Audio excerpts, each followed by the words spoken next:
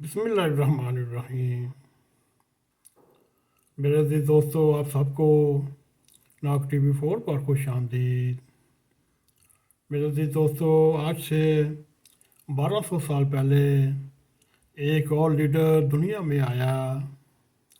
اس نے اپنی جعلی جنت کو بنایا اور اپنے پیروکاروں کو اس جنت کی سیر کراتا رہا۔ پھر آہستہ آہستہ اس نے اس قوم کو چرس پہ لگایا، افیون میں لگایا اور بنگ پہ لگایا۔ اسی طرح اس کا نام حسن بن صباح۔ آج ہم عمران اور حسن بن صباح کے درمیان ایک موازنہ کرنے کی کوشش کریں گے۔ میرے عزیز دوستو، عمران جب بھی تقریر کرتا وہ اینٹی اسٹیبلشمنٹ تقریر کرتا، کبھی گالم گلوچ پہ اتر آتا، کبھی بہتان لگاتا، کبھی جھوٹے خطاب کرتا، کبھی اللہ اور رسول کے واسطے دے کر منت اور ترلے بھی کرتا، اور عوام کو مہنگائی کے خلاف بھی بھڑکاتا۔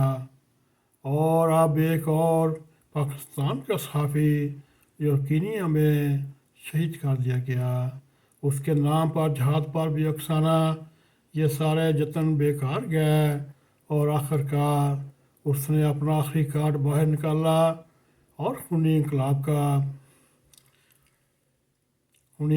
کو پاکستان کا مقدر ٹھہرایا، اور اس نے عوام کو فوج کے خلاف کھڑا کر کے مارشل لا لگوانے کی کوشش کی۔ میرے عزیز دوستو، اس میں کوئی شک نہیں، اس وقت ریاست یا اسٹیبلشمنٹ آج اپنی اس عقل کا ماتم اور اپنی قسمت کو رو رہی ہوگی۔ اس میں ماننے میں کیا حرج۔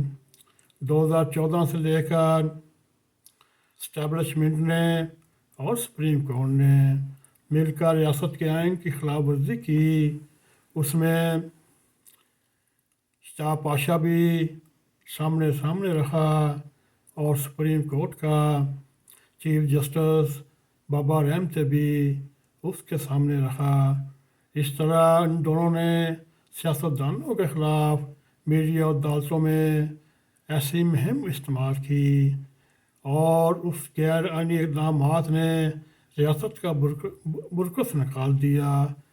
عمران 3.5 سال وزیر حکومت اور پچھلے 7 ماہ حکومت سے باہر رہ کر جس طرح ریاست کو جاڑا، جس طرح ریاست کو برباد کیا اور اس کو برباد کرنے کے عملی اقدامات کیے، وہاں اسٹیبلشمنٹ کو بھی چراہے پہ ہر شہر کے چوک پر ننگا کرنے کی کوشش کرتا رہا، اور جس فراخ دلی اور جرأت کے ساتھ اس نے یہ کام کیا، اس کا رزلٹ آج بھی قوم اس کے پیچھے ہے اور اسٹیبلشمنٹ کے خلاف اس کو بھڑکا رہا ہے۔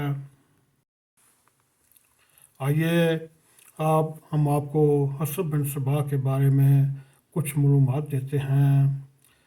عمران کے برعکس 1200 سال پہلے یعنی 12ویں صدی میں ایک حسن بن صباح کے نام کا ایک دنیا میں لیڈر اٹھا، اور اس نے پہلے ایک مصنوعی جنت بنائی جو اپنے ہزاروں پیروکاروں کو پہلے حشیش، چرس، گانجا اور بنگ کا عادی بناتا، پھر چرسیوں کو، نشیوں کو اپنی مصنوعی جنت کے نظارے دکھاتا، جہاں وہ کہتا مرنے کے بعد ان چرسیوں نے، ان نشیوں نے اس میں رہنا ہے۔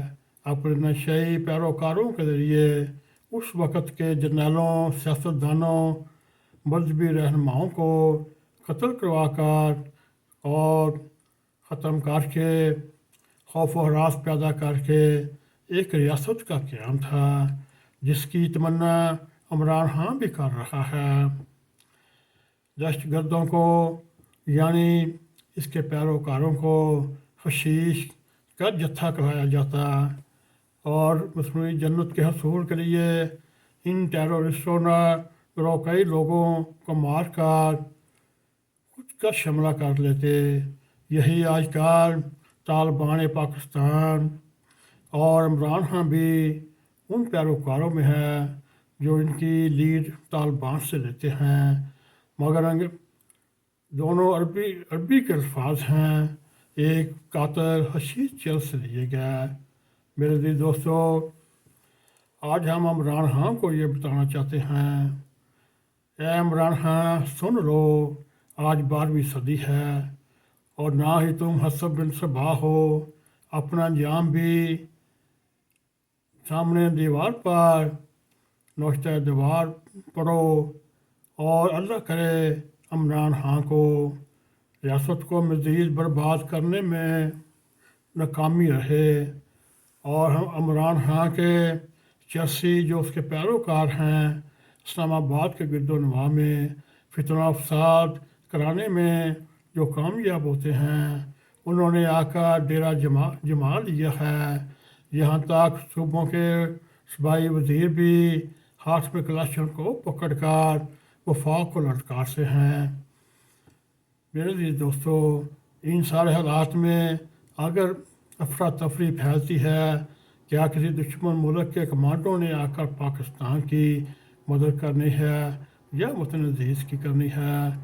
میرے عزیز دوستو، موجودہ شورش و افراتفری کیا ہمارے مدر وطن اس کا سامنا کر سکتا ہے؟ میرے عزیز دوستو، یہ آج ہم نے آپ کے سامنے ایک حقیقت کے اوپر ایک صحیح تجزیہ پیش کر رہے ہیں۔ میرے عزیز دوستو، جب عمران خان نے سیاست میں آنے کا سوچا، 1992 میں اس کے قریبی دوست کرسٹینیا بیکر کی کتاب MTV4 مکہ میں منظر عام آئی تو قضا خلا موصوف نے 1992 میں کرسٹینیا کو بتایا، ورلڈ کپ نے مجھے بہت ہی مقبولیت عطا فرمائی، اور اس طرح کینسر ہاسپٹل بنتے ہی میں سیاست میں آؤں گا۔ جو عمران خان 1996 میں سیاست میں آئے تو اس کی کوئی وجہ ہونی چاہیے، مگر یہ دیکھیے بے نظیر نے اس کے اخلاقی کاموں میں رکاوٹ ڈالی، تو میرے دوست کے خلاف کوئی اور چارہ نہ تھا۔ اس طرح عمران خان بلی کی طرح پنترے بدل بدل کے کبھی انصاف کے لیے کبھی کرپشن کے لیے مارکیٹ میں آتے رہے۔ اس طرح الیکشن میں ان کی ضمانتیں بھی ضبط ہوتی رہیں۔ آئیے میرے عزیز دوستو، آج ہم آپ کو بنانے کے لیے کے سامنے رکھتے ہیں، تو اے عمران خان، یہ پاکستان کا تاریخ کا سبق ہے۔